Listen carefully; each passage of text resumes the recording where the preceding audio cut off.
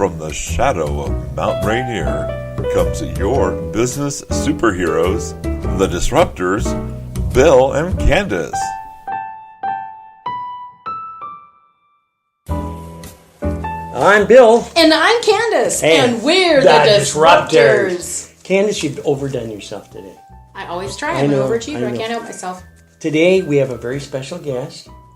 I think that's wonderful. But before we get into that, I do have a complaint. My parking space has a freezer sitting in it. Is there a reason for that? Yeah, we have a freezer. We just haven't moved it anywhere. Oh, okay. We're deciding. Deciding where to put it. Yes, it's the meeting of the minds. Okay, that's fine. Candace, why don't you introduce today our special guest, and I'll think about the freezer thing later. Okay, really, we have a gift to humanity here. I absolutely love this person. He is so much fun, and he has such a unique gift of, he definitely lives by a giver's gain mentality. So that's why I say he's such a gift. His name is Gil Quante of Greenhaven Interactive, internet marketing consultant, and he's also a Sandler training associate. And AKA, on a personal note, hang on just a second, I'm going to introduce him. But really, Gil is a networking guru, and that's kind of what he's here talking to us about. Welcome, Gil, to the show. Yeah, it's great to have you here. Candace. Yep. Wait, you want something a little more peppy? Hey, I'm glad to be here. Thank you for inviting me. He is so much fun. Yes, we do. We honestly do. Now then, what would you like to talk to Gil about? I mean, networking is a big subject. Well, Gil, how about you tell us a little bit about how long have you been networking? Okay.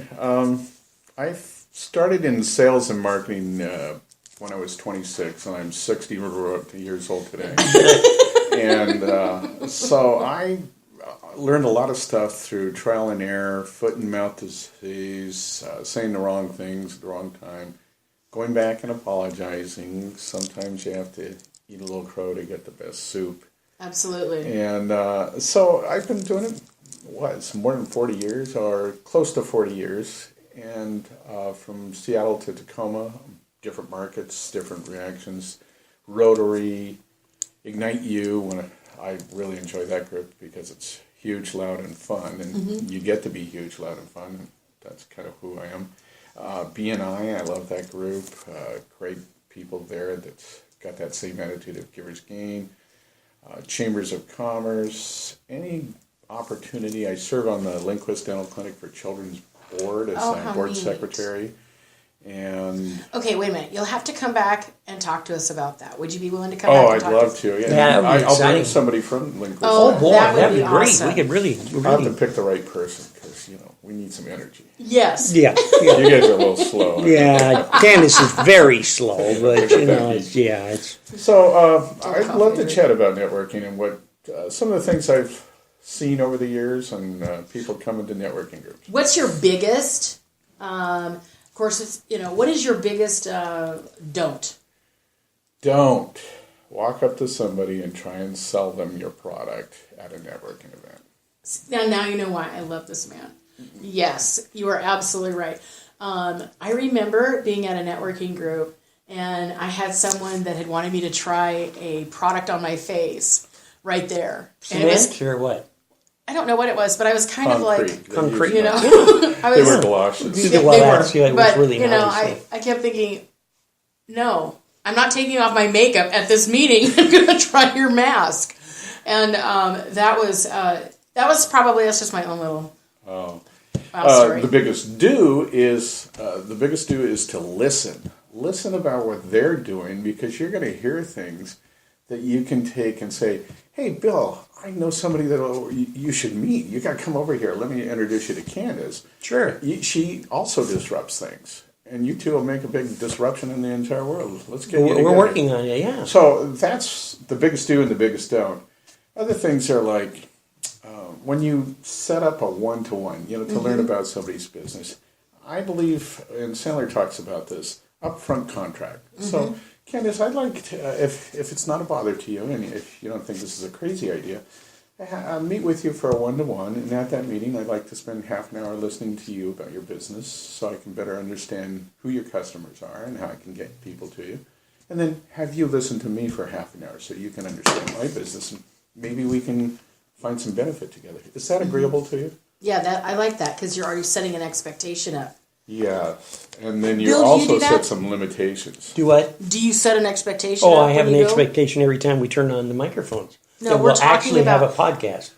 Okay, Oh, this excuse is where his white hair really starts showing. This is. When we were talking about the one-on-one. Oh, the one. Yes, absolutely.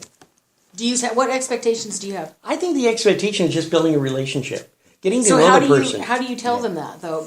Because Gil brought to the table, he sets that expectation right from the get-go, and I appreciate that And because I'm just recently setting this expectation because I've learned just in the last year how many times I've sat down to have a one-to-one to learn about Joe Bob's business and find out that it's nothing but a sales presentation. In fact, one Very true.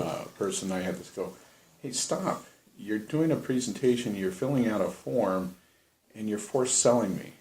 I said, that's not what this is about. That's not what I expected from this. So how can I expect them to know what I expected if I don't tell them up front? so for those people that don't know what a one-to-one is, Yeah. can you tell us what that That is? is getting to know you, getting to know you. little song, little music, please. And walking away with an understanding of, to me, it's getting to know as much as I can in 1 hour to want to get people to know you.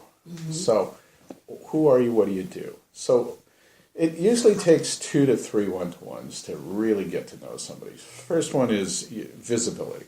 Okay. Candace isn't a bad person. I think I'd like to get to know more about her business. The second time, that's the credibility.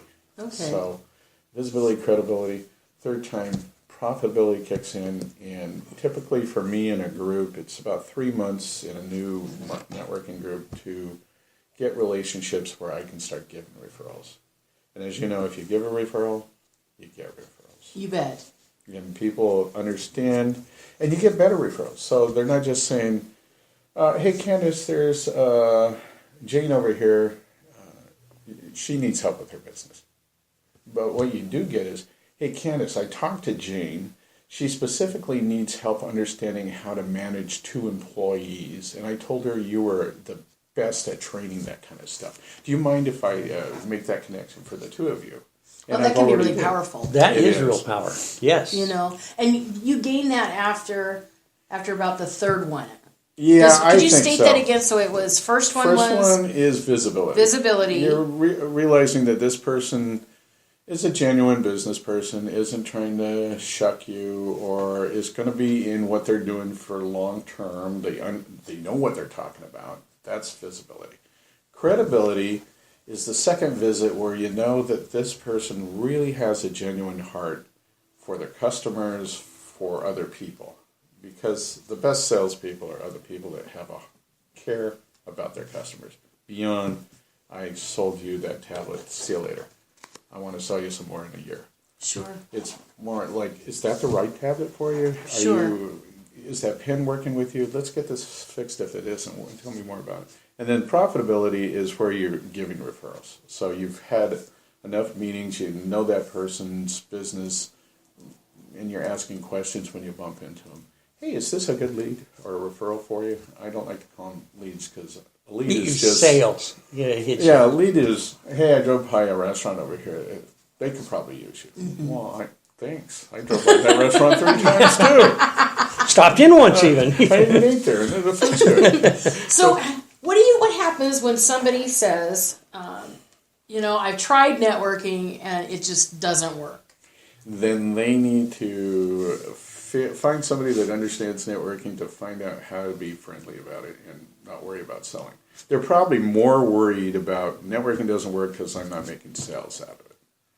The only way networking is going to work is if you're able to give people referrals. Mm-hmm. It's my truest belief. And you got to pay attention at the table. Let's say Ignite You. We come in. Most people get there about 11:30 for a noon meeting that starts lunch. For a half hour of wandering around, meeting, talking to people. Yeah. But when you're at the table, we get to give 3-minute talks about ourselves. How cool is that? Mm-hmm. True. And you want to tell a little bit of a story so it captures attention. But as you look around the table, you see maybe somebody's on their phone. That's just Or broadcasting. I don't care going about through the you. menu When or- is it Sure. my turn? Or as soon as they're done with their thing, they get up to go make a phone call, or Run to the they even restroom, show yeah. up late. That's kind of saying this wasn't important enough. You at the table aren't important enough, but I want to get my commercial in and get out of here. So Wow. respect at the table, listening at the table. I like to make notes because I find I listen better. It's not that I go back and read those things. I do write down a lot of to-dos I never get to. So like, oh, give Candace a call. I need to set up this. Yeah. Learning how to barbecue spare ribs or something. And I never do them, but it helps me to listen better. And then I also get ideas on connections. Sure. And then not everybody at a table of 8 is going to be a good referral partner. You know, I might do business with Candace, but Bill might be selling shoes, and I don't Need see shoes. people that shoes. Right. But I know somebody that sells socks. That's a good connection. For Sure. them. So there's other kinds of connections than just referrals. What do you do? How do you pick the right networking group for you? And I want to also get that with a second question. When do you know to leave a networking group because it's just not really working for you? When the lights in the building are turned out. No, that's not true. Okay. That's only That is if not you're the answer. living in the building. Living in the building. You really have to have a long talk with I them. I know. He needs Off lots of podcast. work. I just got So- lost there for a moment. It has to be the people that go there that Okay. make up. It's not the people that run the show. It's not Right. the particular chamber or the particular Rotary event. It's about the people. So if you're in there and you've got gobs of people that you can help build their business and know that they can be good referral partners for you, that's a winning group. The leader, you could not even stand them. You can probably, I don't like that guy, but the people at my table are wonderful. I'm going there. Sure. There's been a couple groups where there's no excitement.